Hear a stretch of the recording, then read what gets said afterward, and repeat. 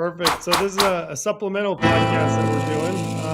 We have a couple gentlemen from Wild Sheep Foundation that were nice enough to jump in with us and record. And we want to talk about wild sheep. I want to talk about Wild Sheep Foundation, and then also as it relates to our little project that we picked up. I tried to get Omar to jump on today, but it seems he's too busy for us. But we're trying to put. He's probably running. He's training. Getting his miles in. He's probably running. That's probably it. But yeah, Omar had a cool idea. He was trying to run an ultra 100-mile race, and as part of that, he wanted to do some conservation, and linked up with you guys. You guys were generous to donate to his cause, and we're going to try to build a sheep guzzler here in Southern Nevada for bighorn sheep. So we want to talk a little bit about that and your involvement, and just how funding works for wild sheep. So we appreciate you guys jumping on. But I guess before I get going too deep, can I get an introduction for you guys? So we have Corey Mason and Kevin Hurley. And maybe Corey, if first and foremost, can I have you jump in and just give us an intro as to who you are and what you do and where you're from? Yeah, you bet. Thanks, guys, for having us. Appreciate that. So yeah, Corey Mason, live in Texas. Worked the first half of my career for State Fish and Wildlife Agency, and now serve as COO and Executive VP of Conservation, and get to work alongside Mr. Hurley every day. How long have you been on the job? I joined Wild Sheep Foundation in August.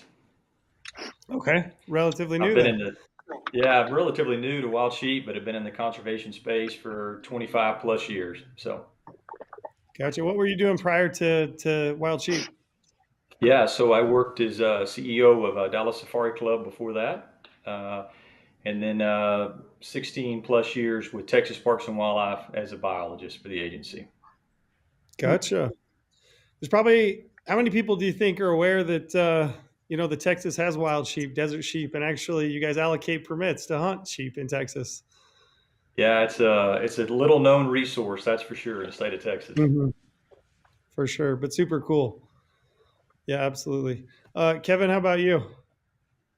Well, VP for Conservation Emeritus, which means I'm an old dude on the way out, but I'm not gone yet. I spent my 30-year career with the state of Wyoming Game and Fish Department, and my involvement with FNAWS, the Foundation for North American Wild Sheep, which is now the Wild Sheep Foundation, goes back to fall of 1981. So 44 plus years. And FNAWS funded my graduate work at the University of Wyoming on a sheep study between Cody and Yellowstone Park. And so I've been on the staff for the Wild Sheep Foundation 14 plus years, and pretty much a life. Gotcha. So I'm curious if both of you, I wanted to ask, what is it about wild sheep that drew you to it? What is it about wild sheep and wild sheep species and habitat? I mean, we talked to a lot of people. I wouldn't say that I have it yet, but inevitably anybody, if you talk to enough hunters, they'll tell you that people have sheep fever. So what is sheep fever, and why do you guys seem to have it so bad? Let me take a shot at that, because when I was headed to Laramie, Wyoming for my graduate project, the funding fell through. I was going to work on a mule deer project, and the money disappeared. Are you guys hearing a lot of feedback? I sure am. But anyhow, so I got to Laramie and the money wasn't there. And I thought, oh crap, now what? So I started beating the streets, going over to Game and Fish in Cheyenne, talked to them about possible other species to work on, elk, moose, bears, whatever. And they had interest in a couple of bighorn sheep projects in Wyoming. And so that's how I got started, again, in the fall of '81. And I found this organization. Back then, the acronym, it still is, it's FNAWS. What's a FNAWS? Well, it's the Foundation for North American Wild Sheep. And that's our organization. And we were founded in 1974, but incorporated in 1977. So in 2 years, we're coming up on our 50th anniversary. But that's what got me going. And I wrote up 2 study proposals, one in the North Platte River drainage in southeast Wyoming, and one in the Absaroka Range above Cody. And the Sheep Foundation at the time was recipient of some of the early Wyoming governor's bighorn sheep permits. And so based on the auction of those, I went back to FNAS and said, where would you like me to work? And they said, how about Cody? I said, you bet, where's Cody? So I'd never been to Cody, but I'm so glad I did. I consider Cody my home. I've lived there longer than anywhere, but to me, sheep are, man, like you said, they're everybody's pinnacle, what to hope to hunt someday. And, you know, after my retirement from Wyoming Game and Fish, I went on 3 sheep hunts in 4 years, and I spent way too much money, but I was freshly divorced, and so I drugged my college-age kids, and we went sheep hunting.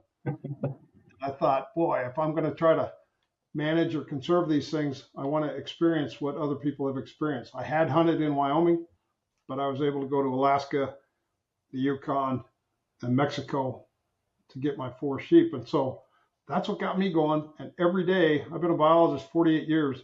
I learned something about wild sheep every day, and that's what turns my crank, gets me up in the morning, and gets going. Gotcha. What, and I'm curious, is it wild sheep? What, I mean, do you, and I assume that you guys probably have an answer to this, but what is the history of wild sheep? If you could just, and I know this is a broader question that I can probably ask and what we've got time for, but I'm curious as to what is the history of wild sheep in the U.S. Where were we at historically? Where are we at now? And this is a loaded question, obviously, but like, where do you think we're headed with wild sheep? Corey, I can take a swing at that if you're good. Yeah, go right ahead. So one of the absolute Bibles that I've referred to 1,000 times in the last 45 years. In 1960, there was a researcher at Cal Berkeley by the name of Helmut Buchner, and he put out a monograph called Bighorn Sheep of the United States, Past and Present. And he didn't speculate about the future, but it's a really cool document if people can find it online, because he's got early accounts from each jurisdiction that had sheep in it. If you go back to the earliest estimates, there was a naturalist, Ernest Thompson Seton, in 1928. He published a series of manuals about the lives of game animals. And Seton's estimate for mountain sheep in the West was 1.5 to 2 million. And that was based on his hip pocket and his, back of the napkin calculations. There's no way that he surveyed or censused sheep all over the Western US. But what we know now about fine scale habitat selection and densities, there's some people that say that was 3 to 4 times higher than what could possibly be sustained.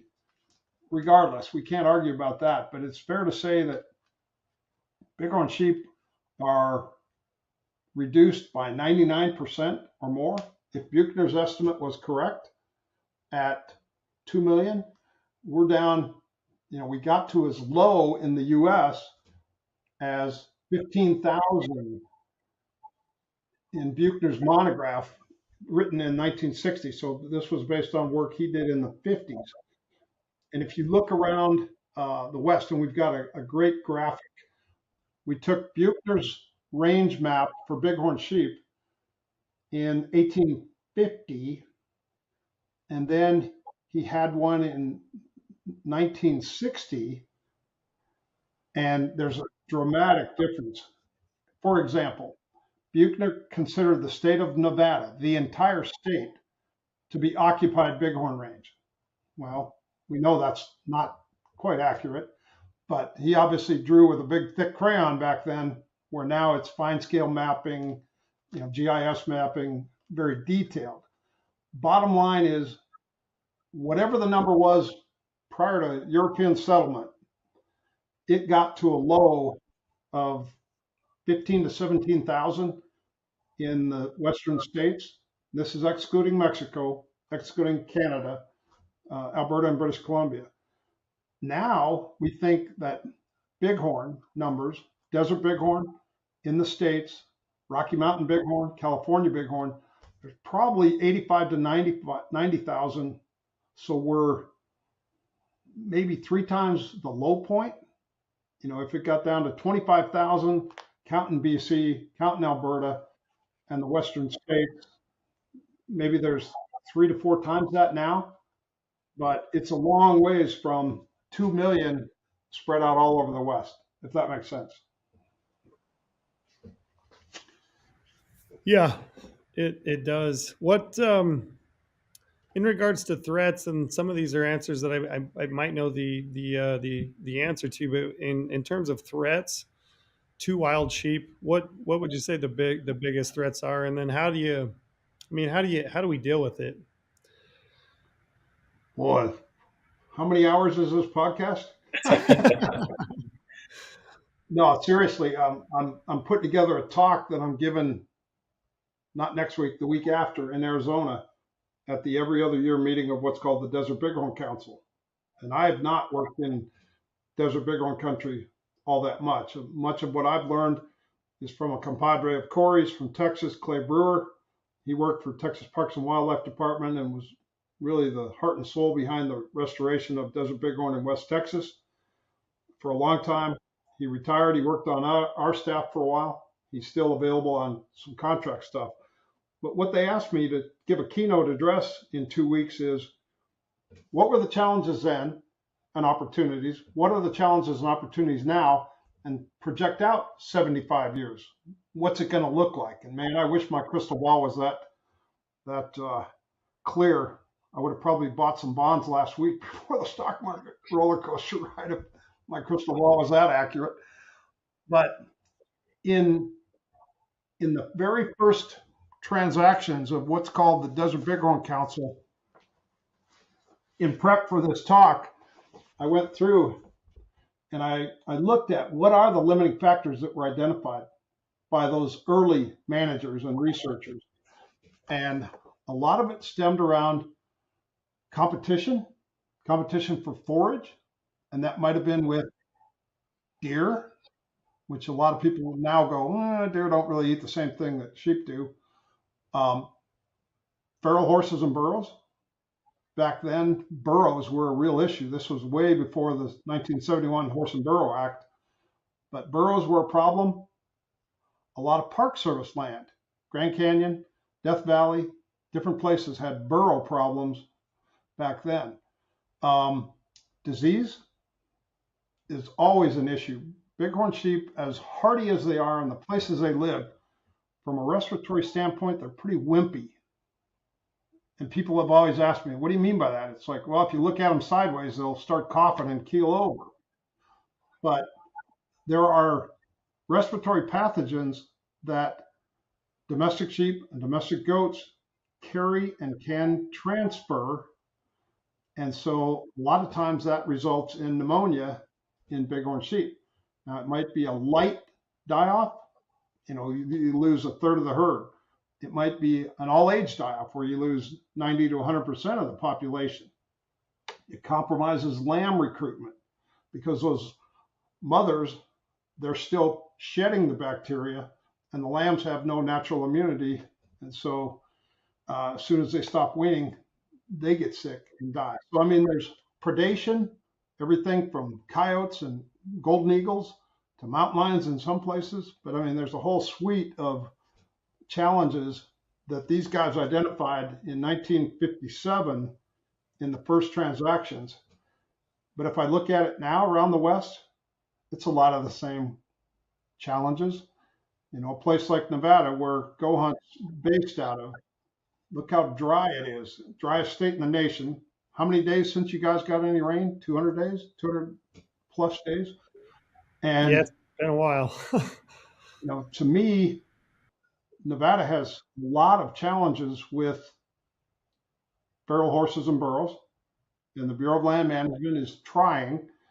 I guess I won't say we, I'll say my personal opinion is Congress made this in 1971. Congress is responsible for addressing this issue, but it's such a hot topic.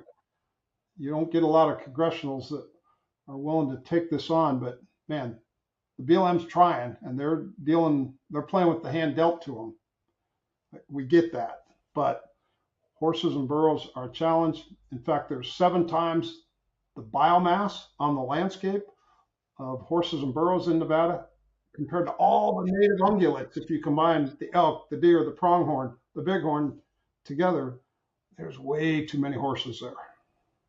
So those kind of challenges. In addition to water, you've got forage challenges.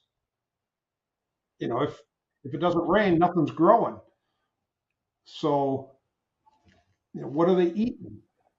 And there's still the whole disease and pathogen risk that desert bighorn face. So that's a mouthful, but a lot of I thought it was interesting too. On the last call we had, right where we were ending, we were talking about these coyotes chasing some sheep, and then I saw just the last week you guys posted a little video clip of that coyote doing that, and it's like that was something you always hear about it, but I was like, didn't know how much a coyote actually impacts, maybe desert sheep population. But is that something that's actually does that happen quite a bit? That coyotes will go and try to take down a ram or a ewe or some lambs, or is it kind of a one-off thing, or? You hear the conventional wisdom says that the coyotes are hardest on lambs, but obviously, based on that footage and a whole lot of other observations that people have had and shared, I think that video has been seen 1,000,000 times on various social media platforms. But yeah, opportunistically, they'll damn sure take a ewe or try to take a ewe.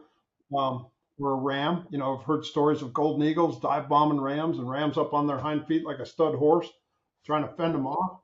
So golden eagles, some people say they're a serious predator. Like in Alaska, 1/3 of the known Dall sheep lamb mortalities are due to golden eagle predation. What is it in the Southwest? I don't know the data and the percentages, but it's a real issue. Mountain lions, I found this interesting. Places that you'd think would have had mountain lion predation on desert bighorn, these guys wrote in their manuscripts 69 years ago, 68 years ago, we haven't seen a mountain lion track. And so there's some, again, conventional wisdom and learning that's come out of places like New Mexico, that where you have mule deer and bighorn, it's kind of a subsidized predator. And so around Bishop in California, Round Valley, they've got mule deer and bighorn. Well, those mountain lions will darn sure take a bighorn if they get a chance, but they're living off a mule deer. And so back before, when deer numbers were really down low, there weren't any mountain lions in a lot of this desert range, but there are now because of a deer sort of a subsidized diet, prey switching that goes on. What's the gestational period of wild sheep, and what's their reproduction like? Well, again, I'm going to say it's approximately 6 months. I think 173 days is the figure that comes to mind, but it's pretty rare that they twin. And in fact, in some wild sheep ranges that are nutritionally stressed, they have an alternate year reproductive strategy. The females just can't muster enough energy to crank out a lamb every year. And so places like Alaska came up with that alternate year reproduction theory 25, 30 years ago. And I think it's now being seen in stone sheep range that, yeah, they don't necessarily have a lamb every year, even if they're prime age ewe. And so in Nevada or desert bighorn range, if they're nutritionally challenged, might that result in some kind of switch off? So we're not going to try to have a lamb every year. We got to regroup and skip a year. Don't know. The other question I had in regards to reproduction is when does a ewe reach maturity where she can actually reproduce, and then how long lived are they? Let me do the second half of that question, Corey, if I can. First, I've heard of 17 and 18-year-old ewes. Wyoming, there were some old neck banded ewes. It's like, man, they were 17, 18 years old. I can't say that I've heard of anything living to be 20, but I suppose it's possible. Um, and of course, rams, whether you're in a national park with no hunting or outside a park where there's hunting, that's a different scenario. In Wyoming, we used to think if you got an 11-year-old ram, that was a pretty old ram. And so, yeah, I'm comfortable in saying, a 14-year-old ram is possible, but pretty rare. And so that was the second half of your question. Remind me again the first half, if you would. Yeah, I was just wondering, like, how long are they actually reproductive? So a ewe, how many years will she actually produce a lamb? So if she lives to be, we'll say, an average of like 15, right? 14, 15, how many of those years may she produce actually? And I guess if she only produces like every other year, she may only produce 3, 4 lambs ever, maybe. Is Well, that wrong to say or think? they're sexually mature, and they've demonstrated this in Alberta intentionally at a place called Ram Mountain, where they really went in and reduced bighorn sheep numbers. And the term is prima parity, and basically it's the age at first reproduction. And what they showed was on this Ram Mountain situation, when population density was lowered, those ewes could conceive at a year and a half of age. And so they would have their first lamb, a year sooner than when population density was higher. And they would defer that so they'd have their first lamb when they were 3 instead of 2. And just for convenience purposes, I always use June 1 as the drop date, the start of the biological year, birth year. And I realize it varies. Hell, in Nevada, they're already been done lambing for quite a while. Texas, I don't know when they lamb there, but it's done now. But so say a typical bighorn ewe would have her first lamb at age 3. And if she lives to be 15, she could have 10 or 12 lambs. Do they all survive? Not readily, not universally. Gotcha. So, but the potential's there, but twinning is pretty rare. Right. Yeah. Can we go back to is kind of the biggest bottleneck, and I don't know if it's the biggest perchance, because you actually mentioned several things that could potentially harm, the growth and the expansion of sheep herds, but the one that I think most people are aware of or that they hear about is disease. So pneumonia, right? So you brought it up that, like, if you look at a sheep sideways, they tip over dead. What really can be done about disease, and is there anything that you're aware of on the horizon, that could potentially, help sheep be more genetically resistant to pneumonia, to diseases? Is there anything that let can be me done? ask Corey. With your awareness of what's gone on in Texas, and for years Texas didn't have respiratory pneumonia in their sheep, but now they do. So give an example maybe of what's gone on in Texas over the last 2-3 years. Yeah, so not only do you have resource competition that's occurring, of course, in Texas specifically with an exotic and very invasive species, an Aoudad or Barbary sheep. You have, and again, in addition to the resource competition, you have this same conflict that occurs with domestic sheep. And so you have a species, an Aoudad, that reproduces extremely fast and extremely efficiently. Probably outcompetes on a predator side as well because of the band concept, large herds of Aoudad, the ability to evade predators better, alert better, all that sort of evasive opportunities rather than small bands of sheep. And so the challenge to desert bighorn sheep in Texas has been numerous, meaning you have disease interaction there with pneumonia, and then you have resource competition. And so you have a number of extrinsic and intrinsic factors there that are really stacked against desert bighorn sheep. And so you've seen numbers now that are 25% what they were just a decade ago. And so the challenges are real. And now I'll let Kevin speak to your specific question about sort of ways to deal with the disease and then future opportunities. You know, there's been work done. I think back to Idaho Department of Fish and Game back in the 80s.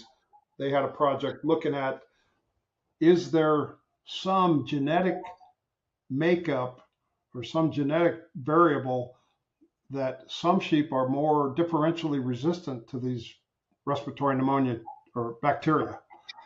And indeed, they identified one, and I'm not a geneticist or a microbiologist, but they called it the NRAMP gene, and it's a long,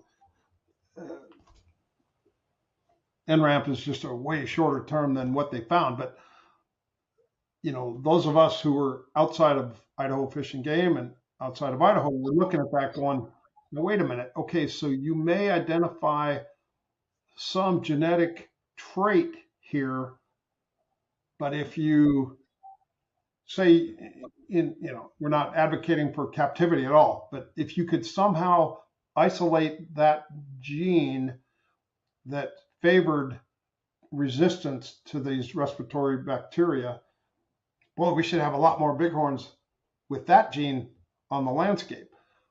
But to me, it's a genotypic, phenotypic question. What are you trading off? It's like, well, okay, so they may be, have some NRAMP gene that conveys differential resistance, but, both their horns go the same direction, some weird genetic anomaly. And so what's being done, it's kind of a buzzword in our world for the last several years. You guys may have heard the term test and remove. Well, what does test and remove mean?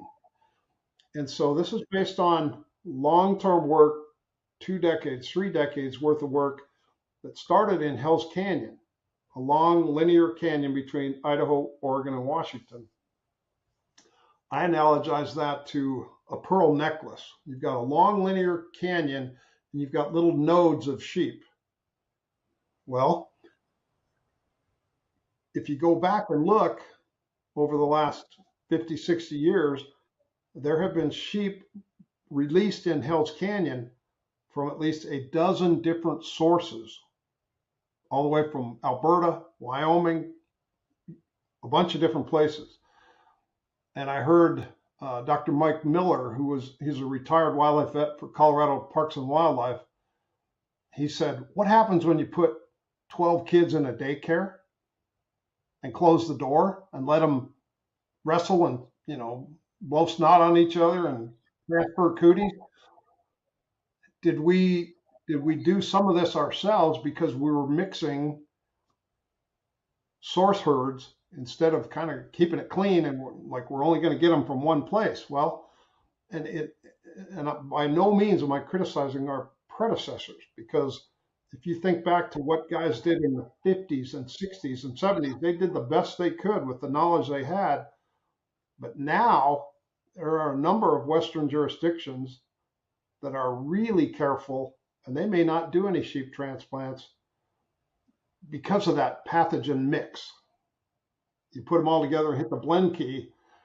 And so I know places are looking really hard. You better know your pathogen profile in your source herd as well as your recipient herd, because you may inadvertently bring something in via transplant, a bighorn, that, boom, causes problems. I know Montana's had that situation happen, and it's happened elsewhere. So a lot more care and a lot more pre and post pathogen assessment, rather than just, well, let's just run out there and let's grab 20 sheep over here and move them over there. Yeah. So and all that costs money, right? You bet. I mean, transplants, years ago, Gray Thornton, our president and CEO, he asked me, what does it cost to move a sheep? And I said, well, are you talking the helicopter cost, the diagnostic lab work, the radio collar itself? And so he gave me some sideboards, and I came up with a figure of about $5,000 a sheep. And our motto is, for a long time, the wild sheep or Fanaw's motto was putting more sheep on the mountain. Well, like a lot of things through time, that's evolved. So now our mission statement and our motto is putting and keeping sheep on the mountain. And you could really expand that and go, well, we only want healthy sheep on healthy mountains. We want to keep them healthy and keep them there. And so, there's, like I said earlier, there's a whole lot of unoccupied range that's still suitable, but just running out and doing transplants like they did in the 70s, 80s, 90s, it's harder to do. And frankly, a lot of places that used to give sheep away don't want to. Texas, I look at Corey's home state there in Texas, and I put together some figures that Texas had gotten 12 imports of 81 sheep, desert sheep, from 4 or 5 different sources: Utah, Arizona, Nevada. Well, when Texas, if Texas winked out, and I'm reading this really cool book. It's called Rimrock Man. It's the story of a guy named Birch Carson back in 1940 and 41. 2 mules and 3 dogs, and that guy covered sheep country in West Texas. It was phenomenal. And Clay Brewer, our friend and colleague who I mentioned earlier, he's told me through the years, he said, I know I was standing in a spot that no man had ever stood in before, and I look over and on a rock face there's W.B. Carson, 1940, etched into the stone. It's like, son of a gun, that guy was everywhere. But it's those guys were tough. I mean, no getting around it. But they had so many challenges. Texas, they said bighorn sheep, desert bighorn sheep in Texas were gone by 1903. And, virtually gone. I shouldn't say totally gone. His estimates in 1937, Carson figured there was maybe 300. And then by 1940, he said we're down to 75. And by 1941, he said we're at 35. And if 3 data points make a trend, that's not a very good line.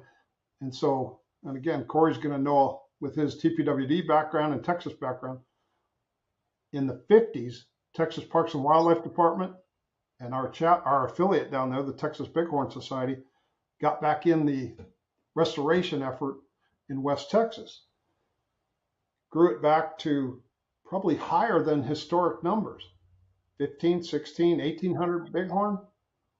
And now it's down to what, Corey, 450? And so what happened then? Carson, he thought a lot of it had to do with domestic sheep, pathogen transmission. But like Corey said, Aoudad, inadvertently, Texas Parks and Wildlife released Aoudad in Paladuro Canyon in the 50s.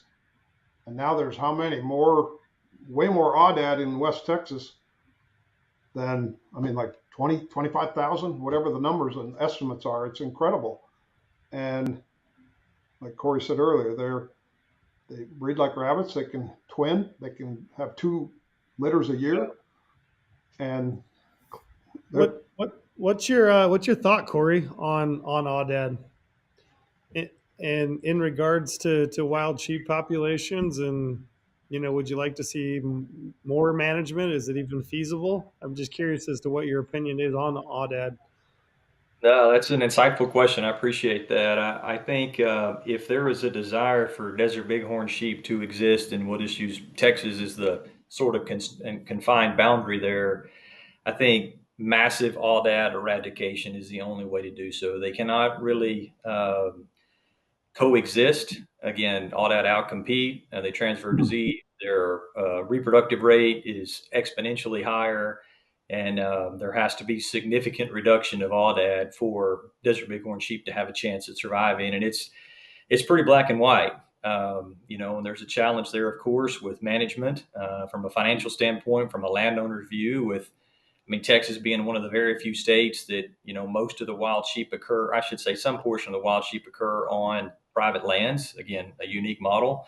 So the private landowner ultimately makes the decision of how they manage that property, what competition of resources looks like, stocking rates of livestock, et cetera, to the betterment or to the detriment of wild sheep populations. And so, but for wild sheep population to have a chance, there really has to be an exclusion from Aoudad, and it has to be a pretty significant effort, which can, and there's some that are willing to try to achieve that. So the coexistence, that's not a happy future for desert bighorn sheep. Rather, it has to be significant eradication to remove all that from the landscape for desert bighorn sheep to have a good chance. And Kevin and I were in Texas in December for a very significant project to relocate 77 desert bighorn sheep from a WMA that's been largely isolated from Aoudad with a few engagements here and there, but is a disease-free herd, and then move those sheep to another mountain range that is free of Aoudad at this point in time. So that was a significant victory, and it takes that kind of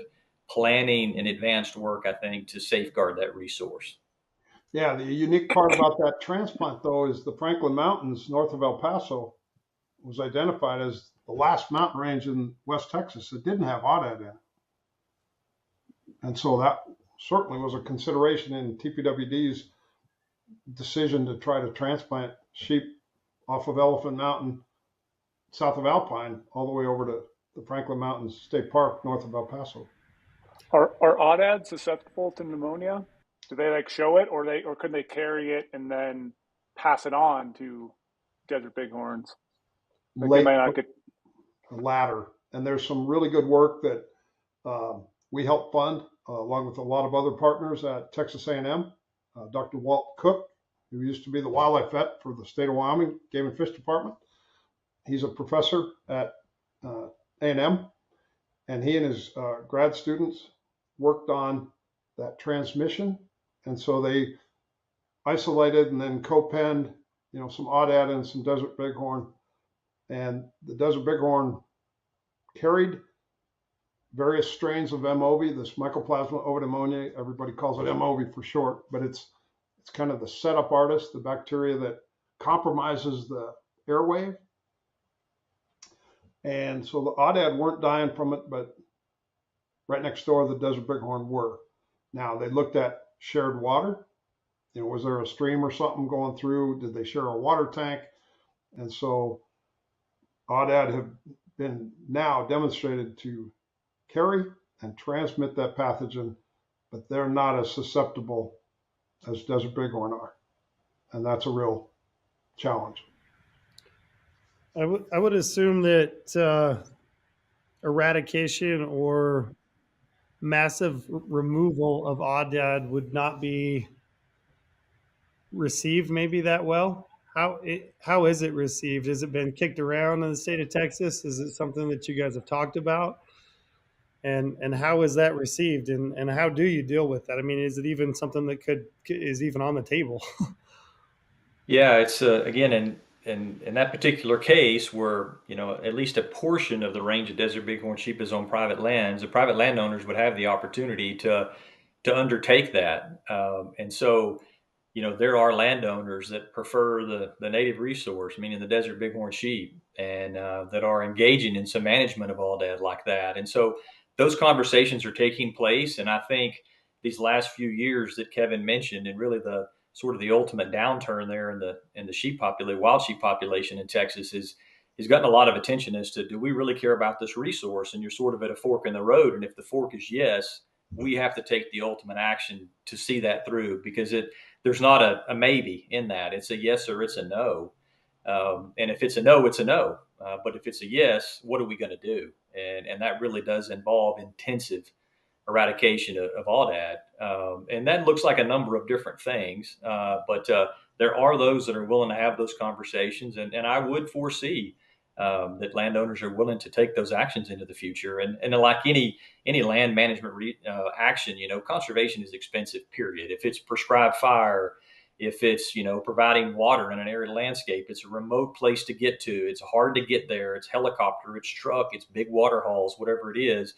and it's working in big landscapes, and in this case, it would be a very difficult and probably really financially burdensome thing to do.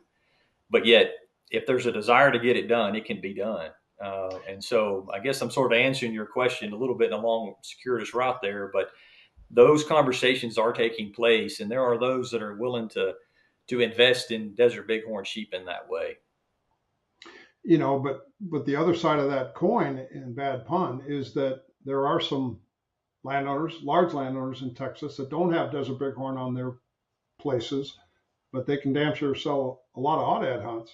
And so it's a revenue stream that some of them don't want to give up, and then some of them really needed it to stay in the ranching business. So we get that. So we co-sponsored and were involved with a symposium in Lubbock maybe 3 or 4 years ago this month. And I know there's another one coming up in Alpine, Texas. But landowners, 97% private ownership of lands in Texas. Obviously, they're at the center of this conversation. And some want aoudad, some want desert bighorn. And it's really hard to have both. Right. Yeah, it's a lot. There's a lot to consider.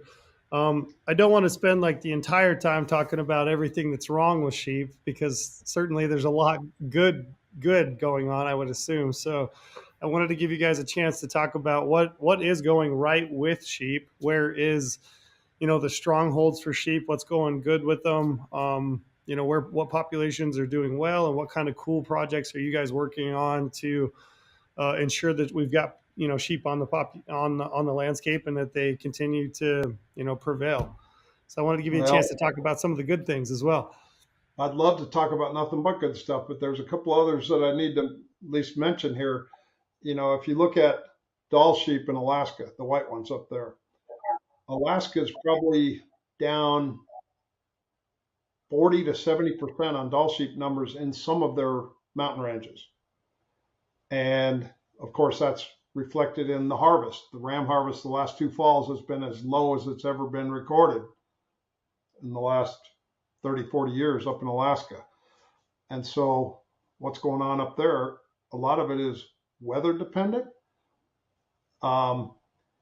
with, not trying to point a finger at, who's responsible for changing climates, but the recognition that climates are changing and weather patterns are changing.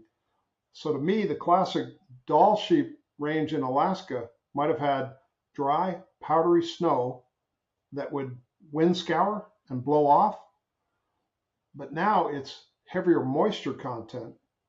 And with freeze thaw, rain on snow events, it sets up like concrete, and they simply can't paw through it to get at that grass that's underneath there.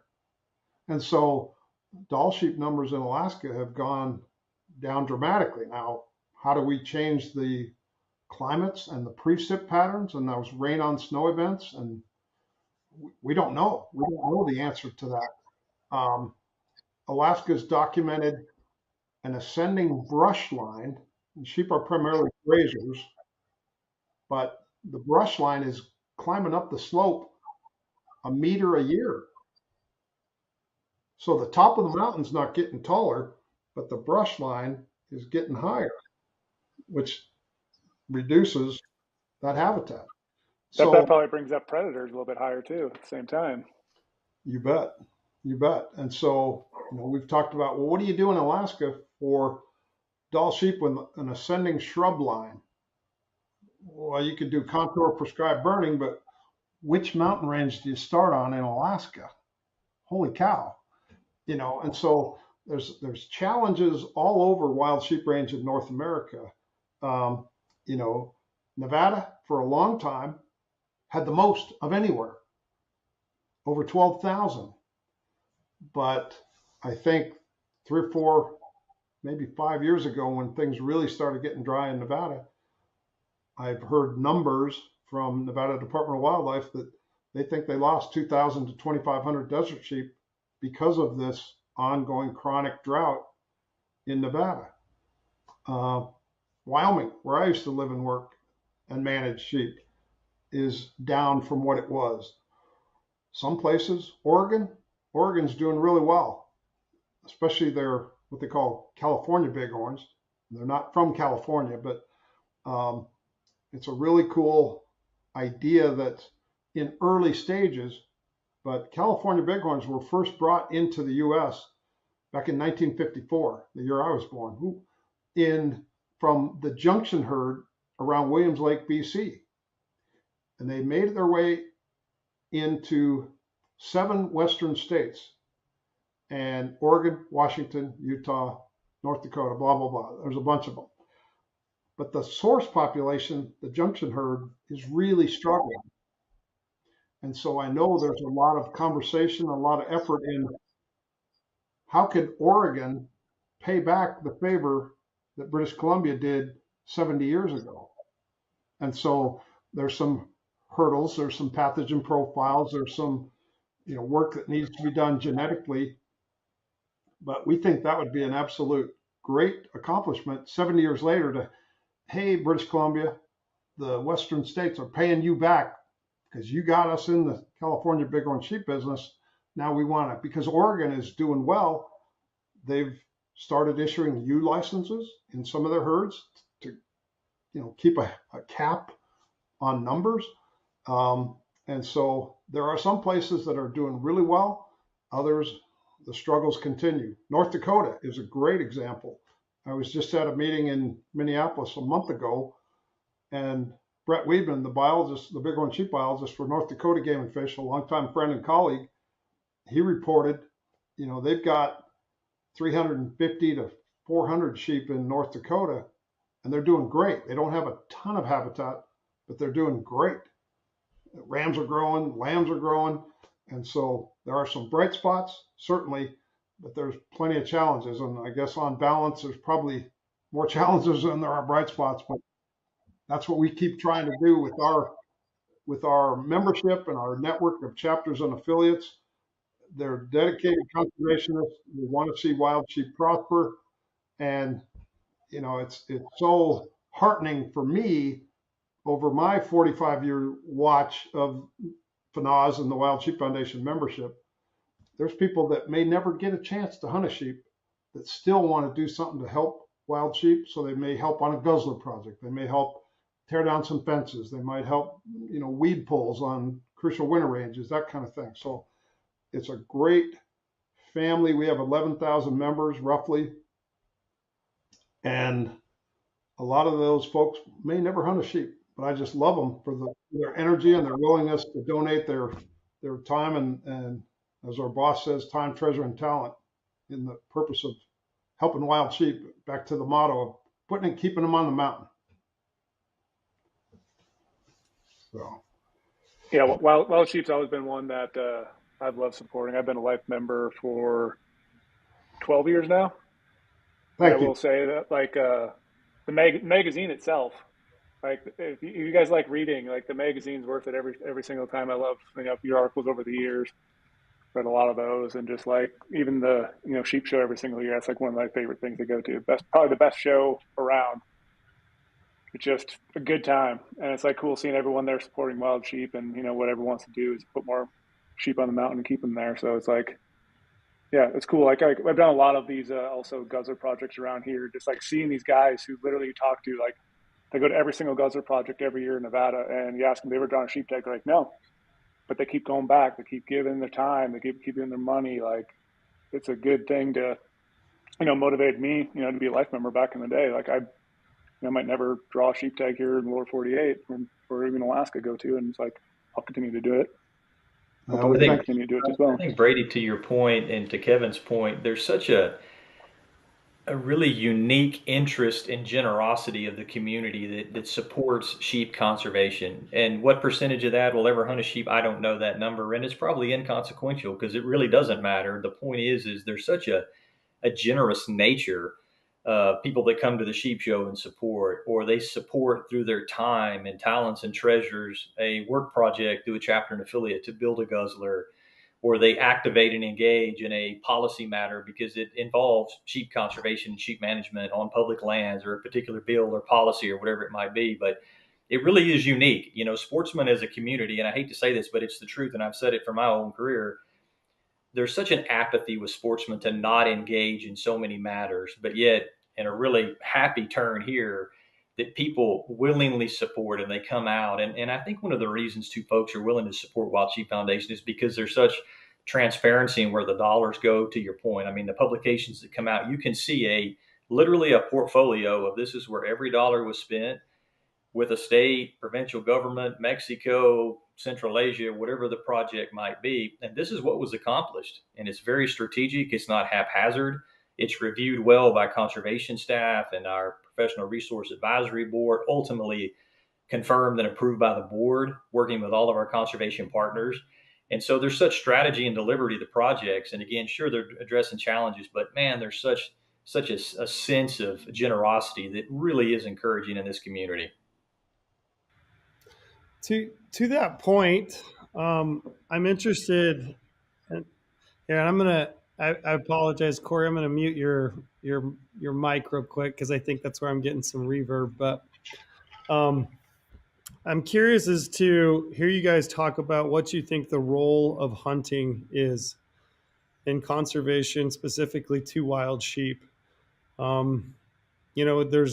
There's obviously a lot of issues with them, and it seems like we're constantly kind of struggling to keep populations healthy and growing and expanding. Certainly there would be people, probably nobody that's going to listen to this podcast, I wouldn't think, but there will be people that say, why are you hunting them, right? If there are these issues, these conservation issues. But I'd be curious as to your thoughts on hunting and the role that hunting plays in sheep and sheep conservation. I'd love to take a shot at that. And so I go back again and give credit and recognition to our founders. And these were experienced sheep hunters, maybe international sheep hunters. That back, and the story goes, on a snowy February weekend outside of Madison, Wisconsin, at a cabin in Mount Horeb, a dozen or more of those early sheep hunters and their spouses gathered and said, we've had a great run. There's no way that sheep license revenue will ever pay for sheep conservation. So we need to do something. And that was the birthplace and the genesis of the Foundation for North American Wild Sheep. The story went, they all threw $100 on the coffee table and said, all right, we're going to start a sheep foundation, kind of like Ducks Unlimited, but for mountain sheep. Okay, that was in 74. By 77, we were incorporated. And now 48 years later, we've raised and directed over $150 million to wild sheep conservation. One of the things that we did a decade ago, Clay Brewer and I worked on it, and then Clay took another swing at it last year, is we looked at every jurisdiction, every state and province that we could get data from, and we asked, I think, 4 simple questions. How much money do you spend every year on wild sheep management? Might be surveys, disease research, whatever, but what are your wild sheep costs every year? Where do you get that revenue from? What percentage of your wild sheep management program is paid for off of wild sheep license revenue? And across the board, and averages being what they are, a decade ago, we found that 74% of the money that the agencies in the West used for their wild sheep conservation management programs came from auction and or raffle. There's some states that they just don't issue enough licenses. And I'll give you a good example in South Dakota. When they still have a draw for a bighorn sheep license, I believe they were issuing 2 resident-only licenses at $275 a piece. Well, double that, $550 in license revenue. Now, South Dakota Game Fish and Parks, here you go. Here's $550. Have a sheep program. We all know that didn't go very far. And so our Midwest chapter, based in Minneapolis, worked with some of the leadership in South Dakota, and they have now a special, a lot of people call them governor's permits, or basically a conservation permit that gets auctioned with those proceeds invested back into the resource. I always say invest in the goose to keep laying the golden eggs. And so if it was 74% of the costs were paid for by auction and or raffle a decade ago, Clay's work last year, and it's still preliminary, but it said 83% of the costs are paid for by auction and or raffle. And so our founders 50 years ago could see that license revenue was never going to pay the bill because of the cost and care and time and attention you got to put into these mountain sheep. And so that was pretty visionary. And so we, the Wild Sheep Foundation, and not including our chapters and affiliates, and we've got a network of 36 of those sprinkled around the country and overseas, we were providing 40% of the money just ourselves. So, we try to put our money where our mouth is. And so I would characterize us first and foremost as a wild sheep conservation organization that is absolutely pro hunting. And, I was a wild sheep manager for decades. As soon as I retired, I went sheep hunting. And, I spent way too much money. I'd just gotten divorced. I spent a ton of money in 3 years, but my kid got to go with me. And I was able to hunt in different places and get nice rams in each spot. Based on what you're saying and what I'm hearing, would we have wild sheep on the landscape without the permit program as far as the auction or raffle programs? I mean, it sounds like we would have some, but it sounds like it would be really, really tough to keep those populations persisting on the landscape without that program. 100% absolute in my mind. They would not be where they are today without that. And, there's criticism that, Sure. only the rich guys get to hunt these. But when I look at, again, I use examples. When I look at South Dakota, the first year that the South Dakota tag was auctioned, and there were South Dakota residents that were like, we don't want some SOB non-resident coming in here and buying our tag and hunting our sheep. It was a resident of South Dakota that said, I'm getting up there in years. I want to hunt one in my home state. So I think that individual paid $102,000 for the first South Dakota bighorn tag. And it was like Midwest chapter of Wild Sheep said, South Dakota Game Fish and Parks, here's all that money. Now go have a sheep program. And through the years, it's been almost a dozen years now, they had great success. And they went from 2 permits up to 8, and we're headed towards more.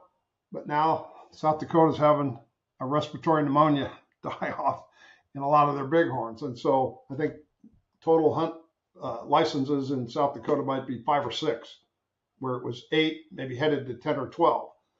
And so to me, if the agencies, and I worked for an agency, and I worked with a lot of agencies, Corey worked for an agency. If the agencies do the right thing with those funds and invest it back in that resource and in that goose to keep laying that golden egg, it's a great model. And we see this application in Central Asia with conservation permits. And so, but it's really up to the agency to do the right thing for that resource with that money. Corey, would you agree or disagree? Oh, you're muted. I would 100% agree with that. I mean, you take, just to use an average number, 75% of someone's budget, think about what they can accomplish, right? Again, from a survey and a management standpoint, I mean, they would be significantly crippled, the ability to do their job. And when you look at the hunter's role in that conservation, I'd add one more sort of side tenet parallel to that from a funding standpoint, is understanding the financial contribution of an organization like Wild Sheep Foundation, again, to the state fish and wildlife agencies through our grant and aid program. Significant dollars, millions of dollars on an annual basis are provided with and through our chapter and affiliates programs to these state, First Nations, provincial governments, et cetera, to deliver meaningful conservation programs. So again, the basis of that, it's by and large hunter-funded dollars going another mechanism to reach the resource. So there's a lot of streams there, and the nexus of all of that is the hunter conservationist. You bet. The Pittman Robertson matching funds. You bet. So you guys sound like you like your job. Do you like your job? I mean, it sounds like fun. I mean, it sounds like this is the fun thing about the job is like getting to talk to people, from different backgrounds that work for different agencies or organizations. And it's always fun when you feel the passion for the resource and for the job that you're doing come through, which obviously I'm feeling from you guys. So, just I guess I say that a little bit in jest, but I genuinely feel it coming through the internet and through you guys' voice. It's easy to tell that you're super passionate about wild sheep and about the job, and we certainly appreciate what you guys did. I mean, this little project that Omar had originally when he kicked around the idea, he was like, "Yeah, I want to run 100 miles," and then he came back and said, I think maybe it would be cool if I could do something with this, just kind of a jump off. And so I thought it was really fun that you guys jumped in on it. And I think it's going to bring a lot of awareness to sheep. I think obviously Omar is way more invested than he probably would be if he was just running 100 miles by himself. And I talked to him about that the other day. I said, when you were going to do this on your own, obviously you had a little bit of pressure, but now you probably feel a lot more because now you got to deliver because there's a whole bunch of wild sheep that are waiting on you, right? So it was really cool. So, yeah, it was really cool. Go ahead. And I'm not sure which of Brady, it might have been you. I'm not sure who first talked to Keith Balford, who's our marketing and communications director on our staff. But he came to us and said, "Hey, I just got a email from these guys. Here's an idea." And I'm 3/4 joking when we said, "God, we'd pony up the money if we didn't have to run 100 miles through the desert."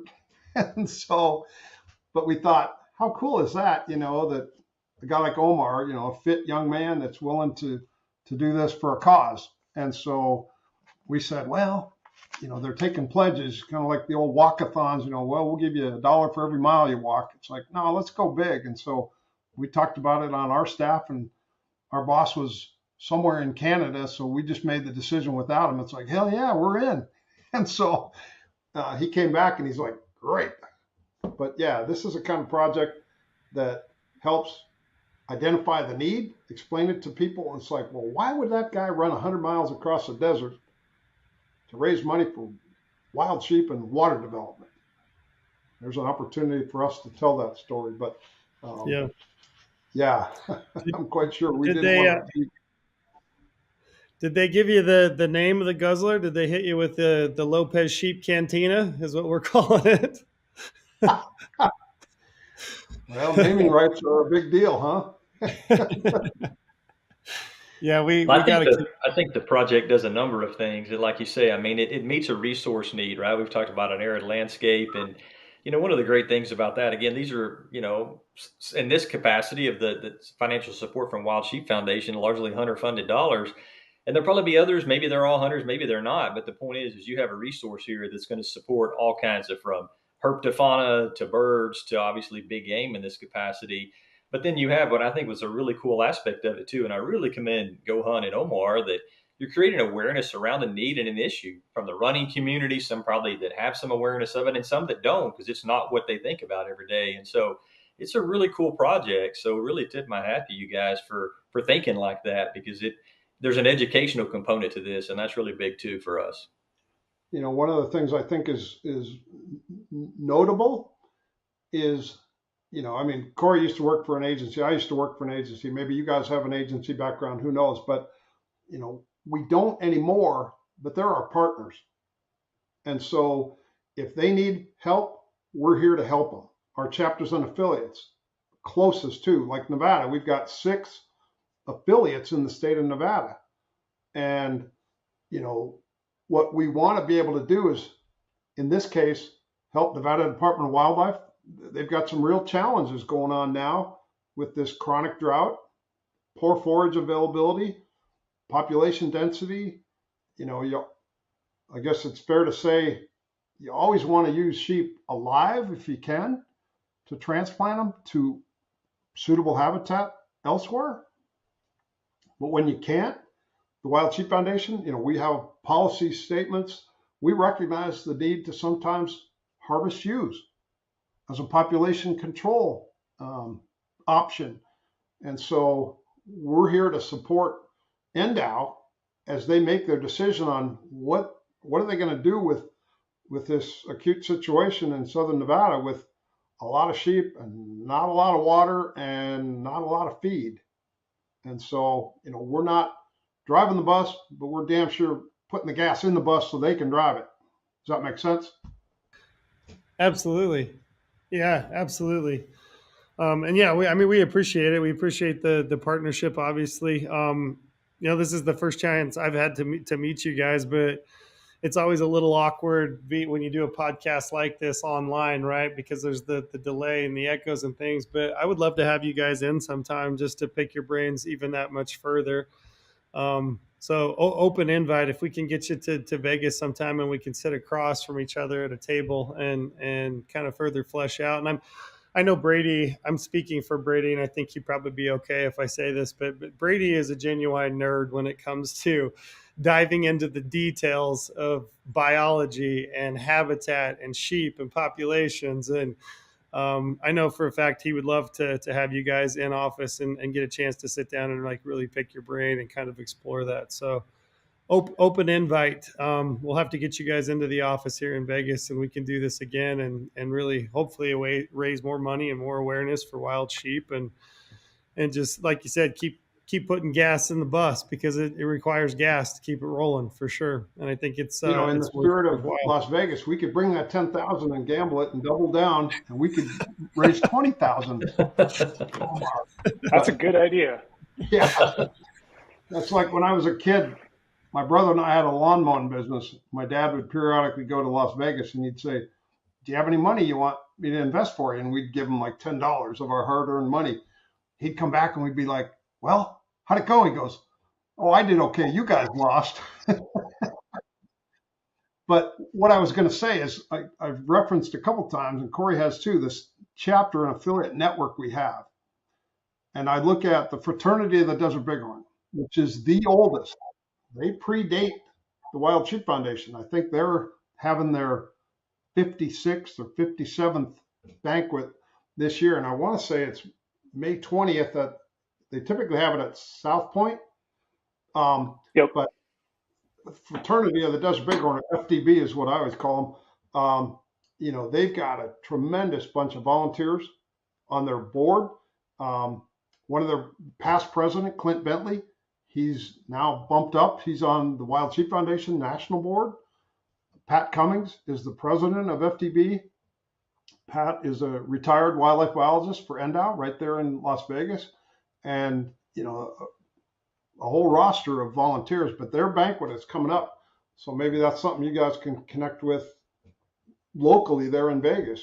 But right now, between January and May is what we call the show season.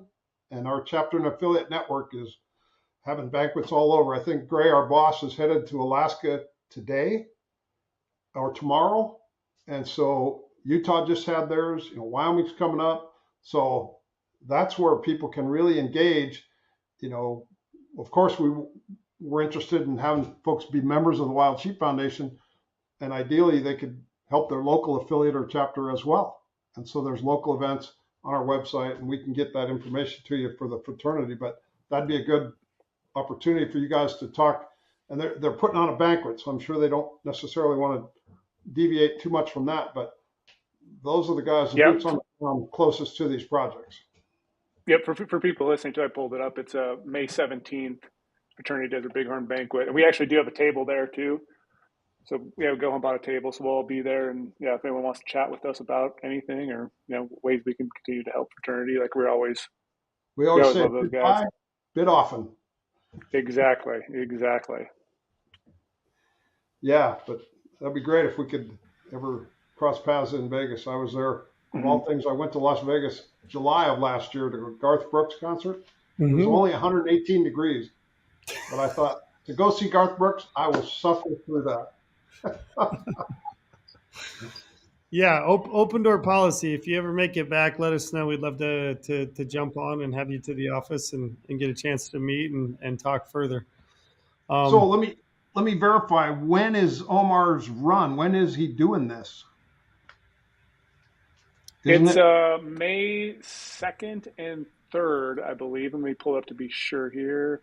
Yeah, May 2nd and 3rd. So we're running it up on the Salt Flats and Salt Lake. So I'm not doing a whole lot. I'm just going to help Omar pace a little bit, but he's going to be doing most of the work. But I hope I can get a good 14, 15-mile run with him in the dark or something like that to help support him. But yeah, he's a beast. I saw him running last night, and I like waved across the street because he was running the opposite way I was running, and he was so locked in that he didn't even hear me waving or yelling or anything. And I was like, Omar, he's like, yeah, I had to run for the sheep. I'm just in the zone. We teased him about the Wendover Salt Flats and the land speed record. Yeah. Yeah. Yeah, it's not too far from that Newfoundland range, right? So you've got California bighorns there in the state of Utah, so relatively close. Those guys could actually probably nip out and look at some sheep if they had some extra time after it was over. Mm-hmm. Yeah. How many people are going to do this run? I can't remember what he said that usually do this race.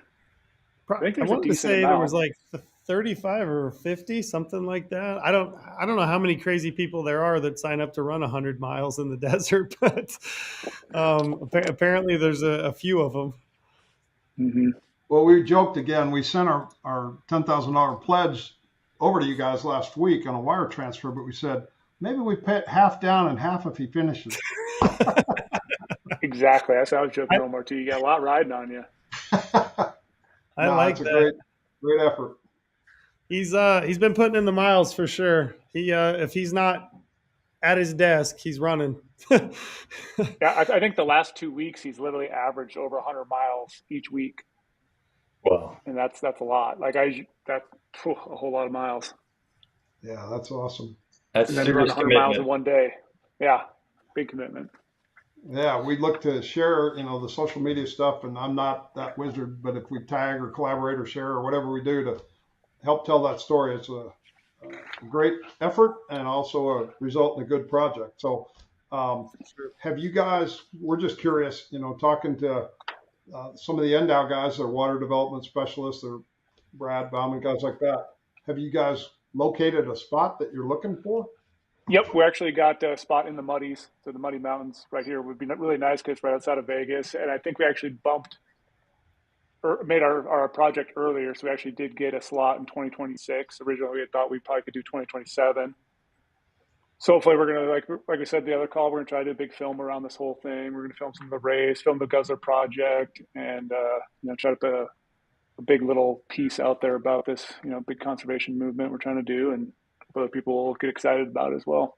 Yeah, we had a big project with the Fraternity of the Desert Bighorn a year ago, February, right after the 24 sheep show, and Bergara, who's a Spanish rifle maker, they have not only helped sponsor the sheep show convention, but they wanted to help on a project. So they gave us a chunk of money. We matched it, got with the fraternity and NDOW, and came up with that big project. And they put together a really cool film that tells the story.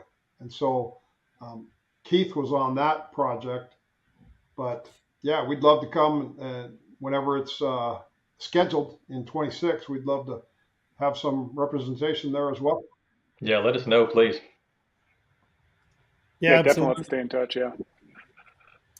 We appreciate you guys jumping on. We won't keep you any longer, but like I said, it's open door policy. We'd love to have you anytime, and if we can, work together and do more projects, we would love to do it. We appreciate what you guys doing, and we appreciate your time today. So thanks for jumping on, and thank you genuinely for the donation. And it's going to be cool to see the Omar sheep cantina put in the ground. La Campana. Yeah. Appreciate you guys. Thank you all very much. Yeah. Thanks, guys. Hey, yeah, take care. Bye.